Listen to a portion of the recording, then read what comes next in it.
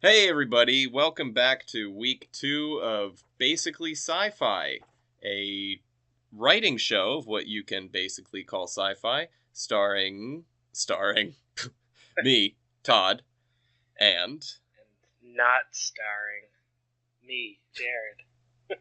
oh, hey Jared, Yeah. what's up? Oh, not much. Not Work, much. the usual. The usual. I hear that. Anyway, It's good that your speakers are working. yeah, they are. That is what we were confirming. Thank you everyone for waiting patiently as we did a sound check. Anyway, so this is week 2, and I guess we should just introduce ourselves a little bit more, because last time was pretty bare on the introductions. Who are these guys? What are their hobbies? What color shirt are you wearing? Plaid, obviously. Plaid? Yeah. That's not a color. No, I know. It's my way of not saying that my shirt has a lot of different colors. You mean stains? Those two. Mostly paint. Oh yeah? Yeah. Oh, Yeah. not recent though. No, I've been helping a friend of mine paint houses. What? Yeah, it's the most boring job ever. Well, I guess so. I mean, I just freaking, like, talk to old ladies and pretend like I care what they're talking about. Yeah, but you get to do it in Japan. I do. On But the other still. hand, I am in Portland, Maine. Ah, Portland, Maine. Yep, The capital of... What's that soda you guys drink? Moxie. Moxie. I Yeah. think that's Lisbon Falls is the capital of that, but I'll let that slide. You're from Jersey. Oh. You can't help it. I'm sorry. Nah, I was playing Fallout, you know?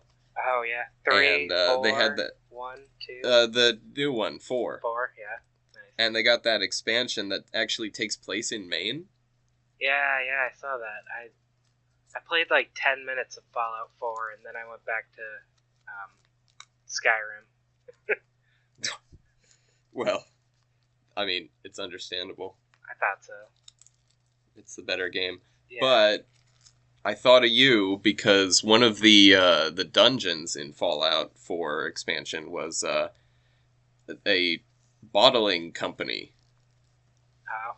very closely resembling Moxie.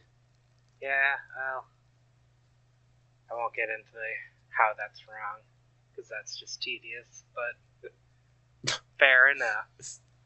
Fair enough. They There don't bottle there Moxie. Not in Maine. Oh. It's bottled Well, by I mean- Coca-Cola now Oh, and jeez. distributed by them. You still can't get it very far out of Maine usually, but I think they may have even, like, because you know how the main soda in Fallout is Nuka-Cola? Coca-Cola, yeah. Yeah, so if you read on the computers in there, then Nuka-Cola bought out the company in the game is called Vim. Oh, yeah. Yeah. Well, that's probably is a reference to Moxie then. The phrase vim and vinegar, similar to the term Moxie. Oh, really? Yeah. Well, that was the reason why I mentioned the name of the soda to you, because I thought you might know more about it than me. Yeah, like the phrase to have vim and vinegar is essentially to be excitable or excited. It's a play on Moxie, I think. Or at least it sounds geez. like it is. Oh, I've never heard that before. You are a real Mainer. Yeah, or I know what words mean. I'm a professional word knower. Something like that. Something like that. That's English teacher. Except when I write my resume and I put it on gaijinpot.com, I say professional word knower. Somewhat more amazed that you got a job now. Well, that's okay because my job is professional word knower, but my passion is writing short stories of science fiction with prompts. Segue. What were our prompts this week? It was Jare-bear? don't call me that, or I will fly to Japan just to slap you. Dude, I'm gonna do that then. I will then immediately leave. Oh. Alright, what were our prompts? Mining and smuggling. Mining and smuggling. Of which I made reference to once or twice. Okay. I mean, for me, it was the central conceit of my story. I didn't go to school for writing, so I don't know what you mean by that. But Are we going to do the same order as last week? I go first and then you, or do you want to mix it up? Sure, you go ahead. All right. Well then, my story this week is called Smuggle Under the Covers. I think I forgot to name mine again. I'll come up with something. That's okay, you got time. And there's no way you're going to beat that title. No, true. All right, Smuggle Under the Covers. Here we go. All right. Mika, I'm sorry it's come to this, but I'm leaving. Tonight. I won't be back. Ary, what do you mean? I want a divorce. Mika, Ary's executor's executive assistant and wife, let out a long, low sigh. I always somehow knew it would come to this, since we weren't living together, having sex, or ever talking about anything besides work. We gave it a good run, though, didn't we? Mika teared up a bit. Yeah. Ary turned to walk out. Wait! She ran up and pressed her tear and tear-snot-stained face against his back. Do you think, maybe, if Lord Beangut hadn't arranged our marriage when we were 9, if we'd met somewhere else, do you think we could have made it? Ary turned and clasped her shoulders with both calloused hands, and with a sad smile he whispered, No, Mika, but it would have been a beautiful life. You're a hopeless dimwit. You realize that. A voice floated in from the hall. Ary, are you coming? We have to hurry up and fly to the moon so Flair and I can give you an 8-hour double blowy. Ary put on his jacket and walked out the door. Mika never remarried. Their footsteps echoed through the empty stone halls as Ary, Nova, and Flair crept out of the keep. Do we have time to say goodbye to Lord Beangut? No, there's only a brief window available for us to smuggle you out, Nova said. While the station guards are changing, we're going to teleport in, get you a new ID, and that should allow you to leave this world. In space? Ary's home planet was known as Meteoria 7. It was a popular tourist destination due to its high fantasy-esque setting. As with most tourist planets, however, it was illegal to tamper with politically, to introduce new technology, or to inform the inhabitants of the possibility of space exploration, in an effort to preserve the planet's culture and tourism appeal. Tourists could rent synthetic clone bodies to inhabit as they explored these worlds. Because Nova and Flair had lost the heads of 2 of these very expensive clones, one could assume they were super rich. Rich as astronauts. Lord Beangut's been like a father to me. He gave me my first sword when I was 3 and taught me how to be an executioner. We used to practice together for hours. How do you practice being an executioner? Flair inquired. As with anything, you learn by doing.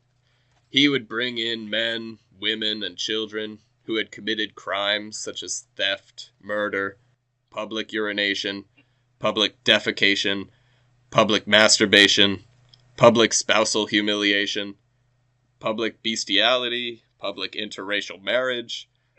Anyway.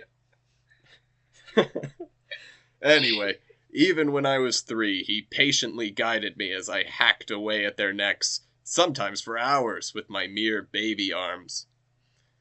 I can never forget the debt I owe that noble man. The 2 girls were at a loss for words, suddenly realizing how warped Ary's moral compass must be. Then they remembered his killer bod and moved on. Wait, so it's okay. I have to ask, does he still have baby arms? No, he's got massive, bulky, like, sexy arms. Oh.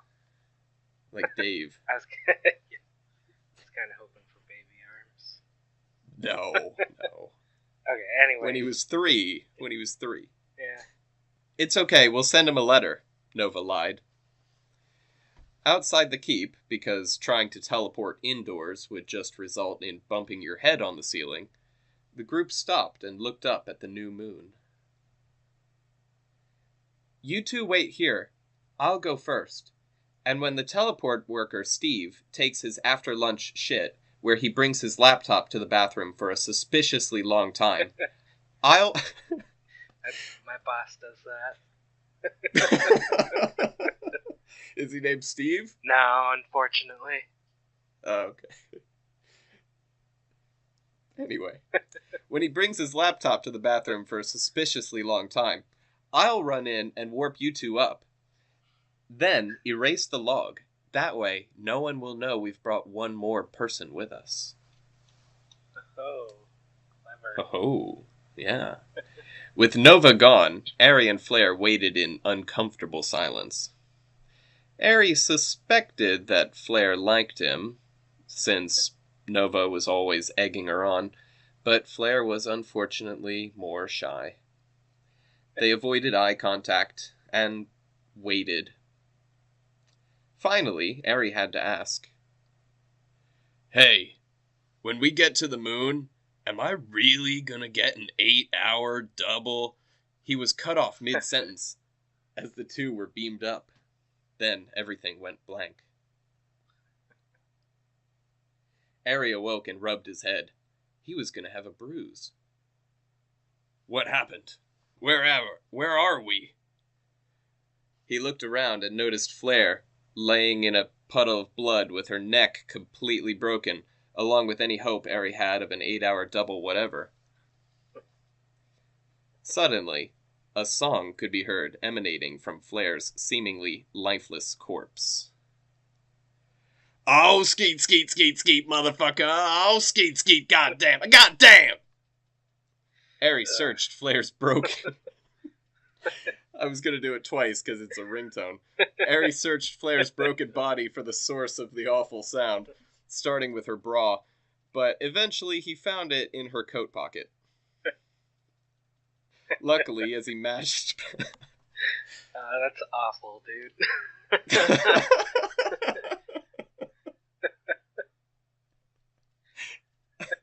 We're moving on. Yeah. The story's moving on. Yeah.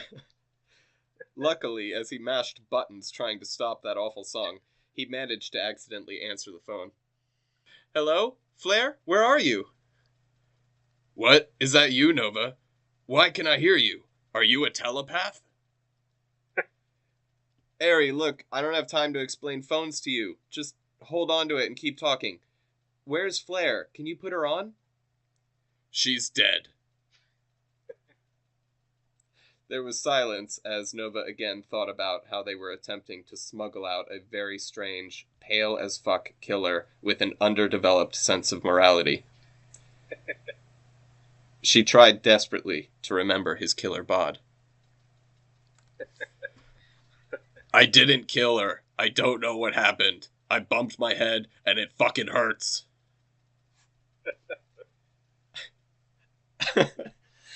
You must have collided with a passing asteroid mid-warp. I suddenly have a little more respect for that jerk-off Steve to be able to warp people without shit like this happening. So what now? I don't know. Hold on a minute. Nova tapped furiously on her keyboard, like that girl from Jurassic Park, because that's how being a computer whiz works. Obviously. There, I've found you. You're on a mining asteroid, which explains the artificial atmosphere allowing you to breathe. The asteroid was huge as far as asteroids go, but Ary could see a small encampment on the horizon. Can you see the small mining encampment on the horizon? Yes, Ary replied. Approach it slowly. Don't let anyone notice you. Ary approached it very slowly, without drawing any notice. How many guys are there? Just one. He's emitting a long stream of light at a massive boulder, but otherwise just standing there. Flair corrected him. He's mining for valuable rocks and metals. It's not very difficult, but it's tedious work. Then she had an idea. I've got an idea. It's a truly zany, wacky scheme, but it just might work. Okay, let's hear it. Run up there, grab his gun, blast him with it, take his clothes and his ID, I'll warp you up and you can assume his identity. Whoa. You want me to just kill this guy? He's minding his own business, doing the most boring job in the world. I don't even know if he's done anything wrong. I don't even know if he's involved in a public interracial marriage or anything else that could be punishable by death. At least he's got a moral code about his executions. He does. He's only ever murdered real criminals.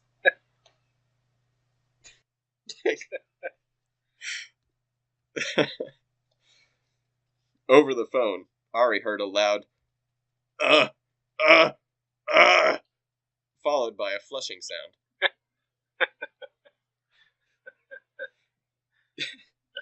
Nova panicked. That's Steve! He'll need a minute to towel off the bathroom mirror, but he could be back.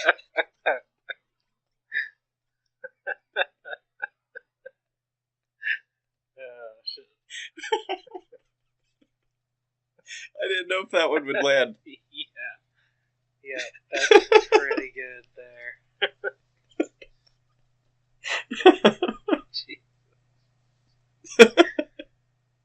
Okay. He could be back any minute, though. Suddenly, the phone went silent as Nova hung up. Putting the phone in his pocket, Ary quickly pictured the miner kissing a rat woman and placing a gold ring on her finger. It was now or never. He sprinted at the miner with a powerful yell.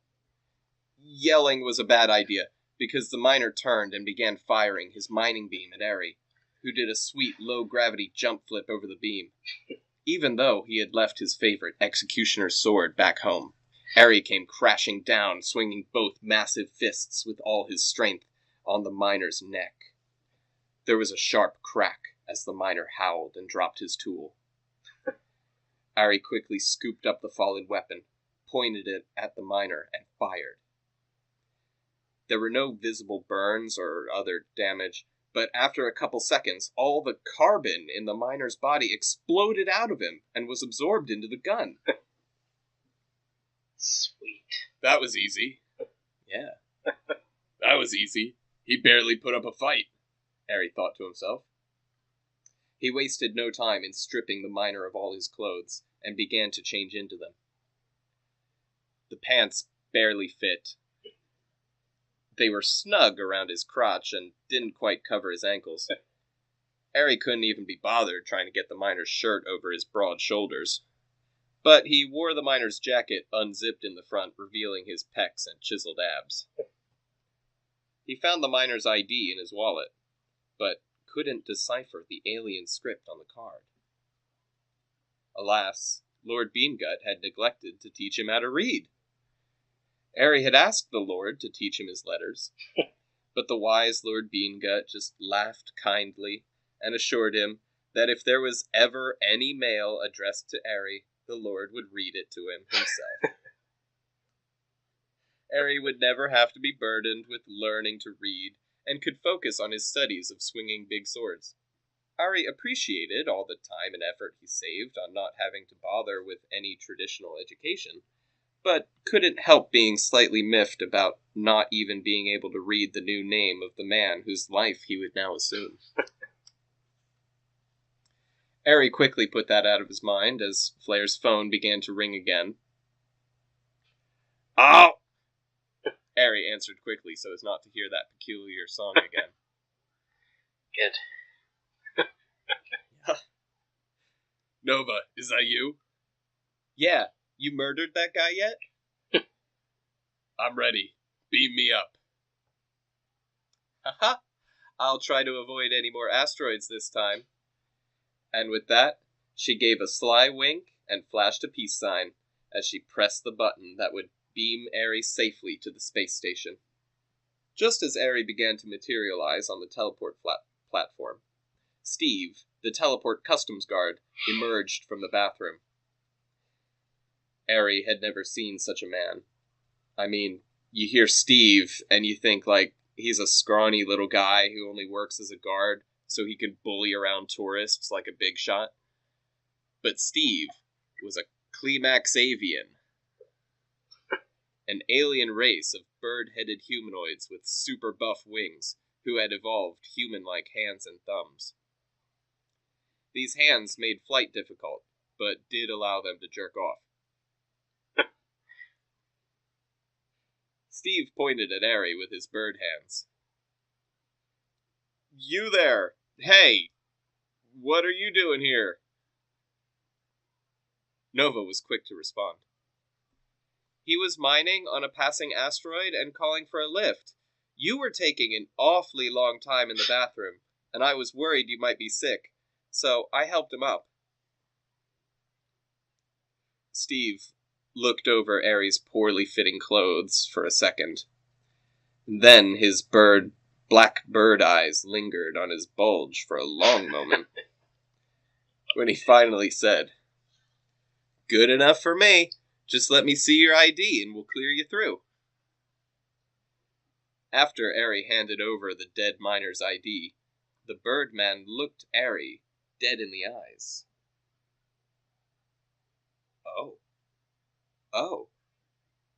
Oh, Terry, it's you. You're back early. Yeah, I killed those rocks quickly with my light beam, and now have returned victorious. Steve laughed. As he did, his feathers went flying everywhere. I don't know how you do it, brother. Do what? You work so hard all space day doing volunteer work with victims of public spousal humiliation. Ary winced. Then you work all space night mining to provide for your kids back home. Ary coughed. Yep, nothing at all. You do all this despite your multiple sclerosis. Ary didn't really understand that one. But I'm sure it's a big help to get so much love and support from your beautiful wife, my sister Susan. Ary let out a long sigh of relief. Yep, well, if it's all the same to you, Steve, I would love to be on my way back home to my misogenic family.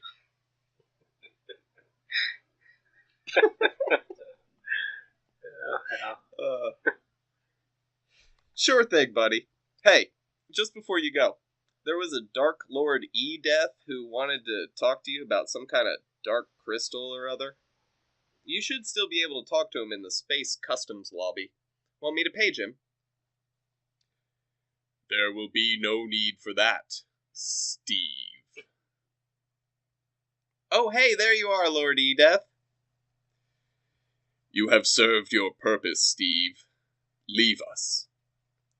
E-Death clapped two tentacles together and both of Steve's tiny bird eyes popped in his head. The Birdman collapsed to the floor, dead. That's how you ask someone to leave. Tell him to leave and then kill them. Well, he's the Dark Lord E-Death. Like... Nova covered, huh? E-Death as in, like, electronic death? Or, like, something else? Well, like, as in, I don't know. That's literally just what I wrote down and then I read it. Okay. Never mind then. Nope, that's his name. He's got tentacles. Yeah. That's cool. Yeah. Nova covered her mouth in horror. Oh shit, oh shit, oh shit, oh shit. E-Death is here on this station? Indeed, Nova. Long time no see. I've come to speak with your father on business. Speaking of business, I believe I had telepathically overheard that my spy, Terrester, had returned from the asteroid mine. The Dark Lord looked at Ary's bulge, and then his face. Who are you? The end. Cliffhanger. Oh, jeez. Oh, jeez. So, your main character is definitely, your old WoW character, huh?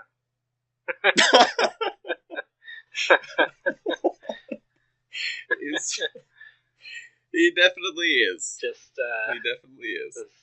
Huh. The real giveaway was the name of the person who he took over for. Terrester. Yep, Terrester. I suppose that doesn't make any sense to anyone else, so we should explain. No. World of Warcraft Death Knight was named Arister. Mm-hmm. Got a number of jokes out of it, at least. Over the years. Yep. We got Ary Star on the old vent. Yep. Placing that damn star marker on my head all the time. Oh, that was best. Back when only the group leader could do that, and the other people just had to deal with it. Couldn't make it go away. I couldn't take it off. No. But now he's a science fiction character. Because I don't play WoW. I mean, I'm sub to it. Yeah, but... so am I. I have a subscription and I haven't played at all. I played a little bit when the latest expansion came out, but nothing since then. No, I leveled to 103, and since then I was doing, that same old Garrison shit on my phone. Which, it's cool, at least now you can do it on your phone. I didn't even realize that. Yeah, there's an app for that. But then I ran out of resources because I don't play. Sweet. Anyway, that's my story. I guess, in summation, we had Ary, who met two Alf girls, and they smuggled him to the new moon, which turned out to be a space station where a Dark Lord E-Death was waiting. For a spy. And, for his spy, Terry Star.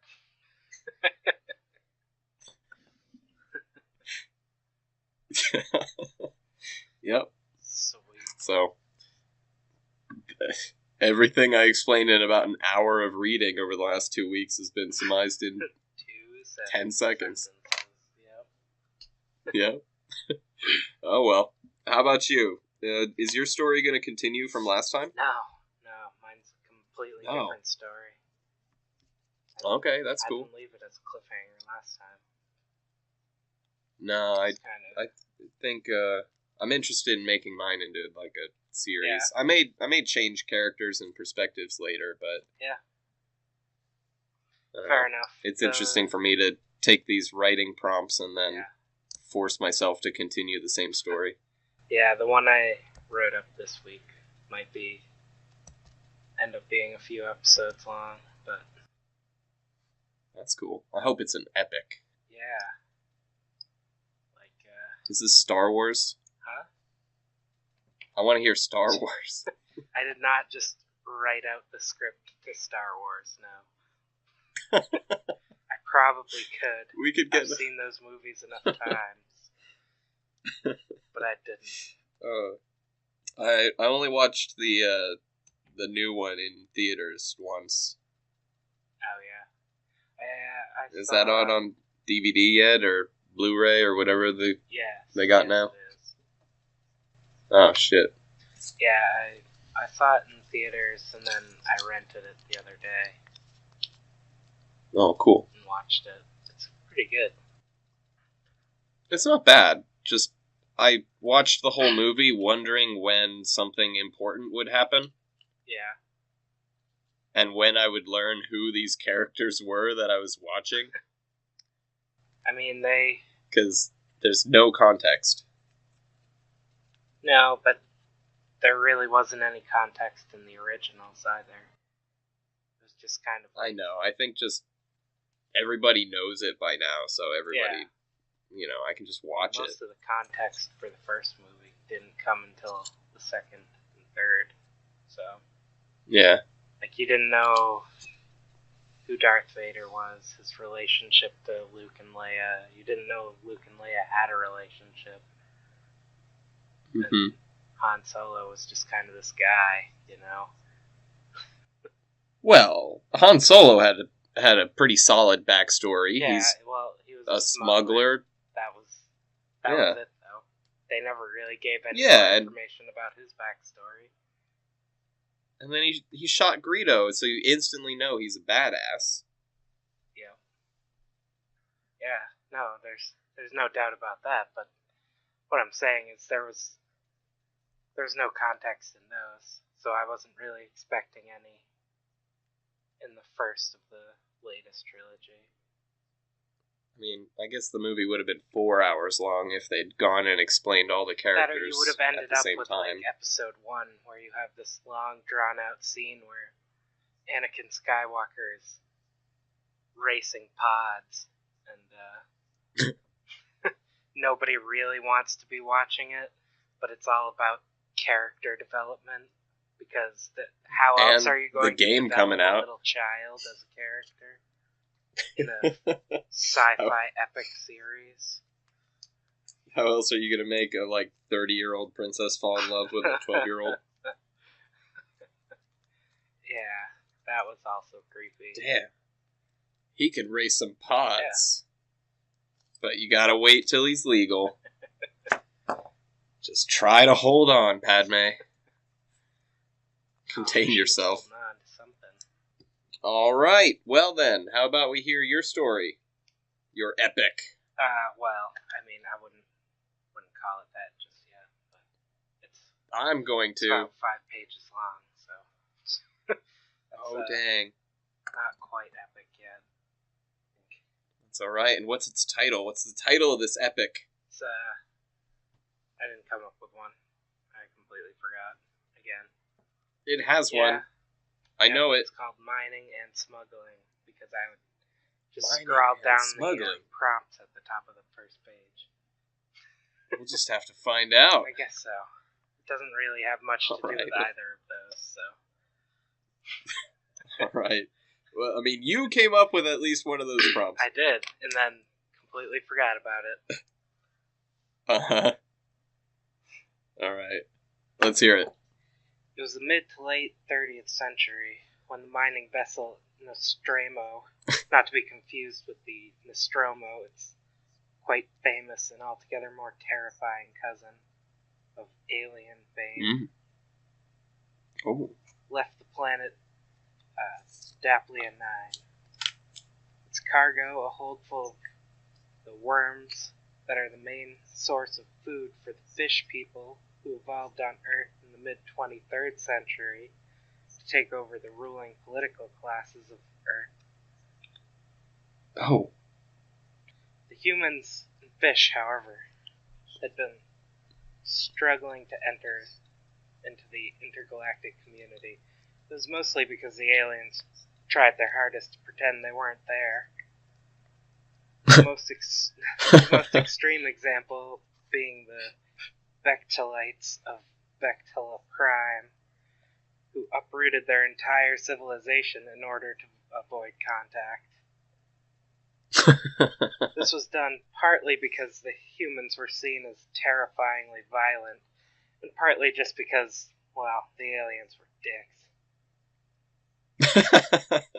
Wait, I gotta ask. So, in your universe from last story, Yeah. currency is how much someone can be annoyed until they just give away stuff. And humans are apparently the most annoying race. Well, in the galaxy. That are terrifying. Or terrifying. Alright. Well then. Okay, I'm just making sure that this is all the same universe as last week. Essentially. Alright. Yeah. Alright. Unfortunately for the crew of the Nostromo and the Bechtellites, they failed to remove one derelict wreck of a former spacecraft. It was a signal from that craft that had drawn the human ship in. On an unimportant side note, the signal was the AI captain of the ship attempting to download videos of ship crashes via an outdated interplanetary network that, if it had been allowed to continue, it would have bankrupted several small star systems. But anyway. Oh no. For download service charges, of course. But, intercom cast. Yeah. When the captain and first officer, Arin and Morin, not related, went down to the... Those will be easy to remember. Definitely. Not awful names at all. When they went down to the derelict ship, they found a small creature and immediately named him. Bill was a funny-looking guy, about 2 feet tall. He had massive ears as the dominating features of his otherwise tiny head, as well as 4 arms, 4 legs, and a tail that seemed to have a mind of its own. Arguably a more intelligent mind than the one used for the rest of his biological functions. Mm-hmm. Greetings, Arin said. Bill stared perplexed. Wait, they named him first and then said hi? Oh, yeah. Bill stared perplexed. Bill was not the owner of the ship. He was a pet. He had gotten lost in the evacuation of the planet. This didn't deter Arin, though. He was determined that he would not ruin the first ever encounter with an alien. Having a bit of trouble with your ship, are you? Still nothing. Well, be that way then. We just wanted to pop in and say hello. Make sure you were alright down here. Paused, clearly getting nowhere. He tried a classic. We come in peace. Much to the human's surprise, this elicited a response. Bill perked up and his tail seemed to be looking at them. Or seemed to be looking them both over. Mm-hmm. To be sure they weren't a threat. Now, it should be explained that in Bill's alien owner's language, the phrase, we come in peace, sounds exactly like their phrase, who's a good boy? Come with us, we have a treat.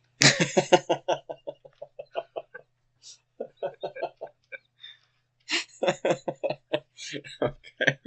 At this point, Arin gave up on trying to communicate, as he had failed to pick up on Bill's sudden interest.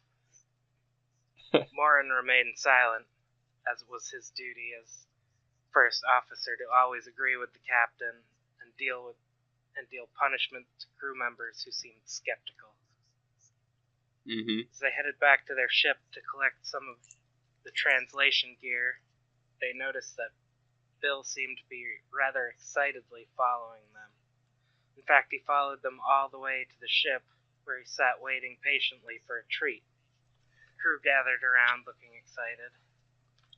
Arin and Morin informed them that they had made the first ever contact with an alien race. It was agreed that Bill was quite an excellent name. Since he was already on board anyways, what would the harm be in taking him with them back to Earth? I can't imagine. I don't think any. I think everything will be fine. Yeah. Nothing could possibly go wrong. Nope. At this point, two noticeable things happened. First, a mouse appeared from under some food supplies. And second, Ew. Bill noticed. Ew. Bill's... What? Why did that elicit an ew? I don't know. He's gonna eat it or something. Well, Bill's gross. Fair enough. Bill snatched up the mouse and consumed it greedily. I knew it. Yeah. Gross. The crew were pretty pleased with this, as the cats they had on board were all but incapable of catching the mice. Would you look at that? First technician Torin said. I guess we don't need to set out the fine china for dinner, second technician Borin said. The only one who seemed disturbed by this was the science officer, Norman. Yep, this is going to be really easy to keep track of all these characters. I had to check so many times when I was rewriting. Just to be sure. I mean, I've got the blonde, the brunette, and Jizz Face. The only one who seemed disturbed by this was the science officer, Norman. We should leave that thing here. We don't have the rations to feed it. It was quickly decided that Norman should shut the fuck up. And they would discuss the details in the morning. And so morning came. The crew began preparations to leave, having decided to take Bill in spite of the objections. Because let's face it, there would be no story otherwise. When they went down to the... But I thought everything was going to be fine. When they went down to the hold that Bill had taken to nest in, they found something. It appeared to be a molted skin. Because it was. Bill's skin. He shed it. Oh no. Well, it's easier to clean up after than a cat. Someone said, but no one noticed who, because they were distracted by the sight of Bill, who had just stepped out from behind a crate. He was now about 9 feet tall and unrecognizable, except that he still had the same tiny head and massive ears. Oddly, nobody seemed particularly concerned with wondering how a tiny creature had suddenly become 5 times as large simply by molting. Not even the science officer? Can he explain that? Shit. Nope. They were, however, concerned concerned as to the supply of rats, whether they would have enough for a return journey. At which point, Norman, the science officer, interjected. Well, I have just the thing stashed away for a rainy day. You mean smuggled, Arin, the captain interjected. Well, Ooh. Yes. Thus fulfilling the objectives of the narrative? Yes, Norman continued. Well, this is a much less suspenseful way to leave a cliffhanger. To be continued. That was your prompt. Yep, that was mine. And that is the end. To be continued. That's the end. What is this? What is going on? I don't know. No. I don't know. No, I do know. Man, we got 9-foot tall space monsters. Yeah, you've already written it. Yep. You had to chop yours into bits. Yeah. Came out a lot. Now I gotta know. Came out shorter than I thought it would, but if I had continued it would have been about 3 times as long. So. Oh, man. Well, then, maybe we've got a three-parter. Yeah, maybe. A trilogy. Yeah. Something like that. Are you going to write Star Wars? God damn it. What does Star Wars be? I'm not just going to write the script to Star Wars. Okay, man. Okay, I get wary of trilogies that happen in space. I think they're Star Wars. Yeah, every trilogy in space is Star Wars. Yep, that's a fact. True science fiction fact. Yep. That's true science fiction.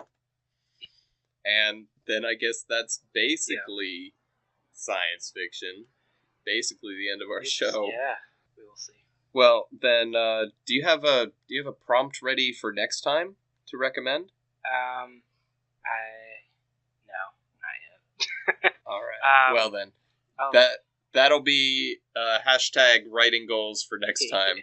We'll end the episode with our prompts for the next time. Yeah, not working. No, don't think of it now. It won't be any good. We'll just start the next episode and we'll let each other know what the prompts are, and then we'll introduce it at the next one. All right. Sounds good. All right. Yep, definitely. Well, thank you all for listening to episode 2. Assuming you did. And assuming you did, and you didn't just leave it playing on in the background. Well, even then, that's fine too. Well, then I hope you tune in next week, leave it on in the background, fall asleep. Do whatever. Do whatever. It's your life. Hopefully. And we will see you. Sincerely hope. Hopefully it's your life. I'm sincerely hopeful that it is in fact your life. I hope you're not a slave. But if so, you're getting to listen to podcasts, so it can't all be bad. I suppose not. Suppose not. Alright, well then, until next time, science fiction, basically. Yeah. See you later. More or less.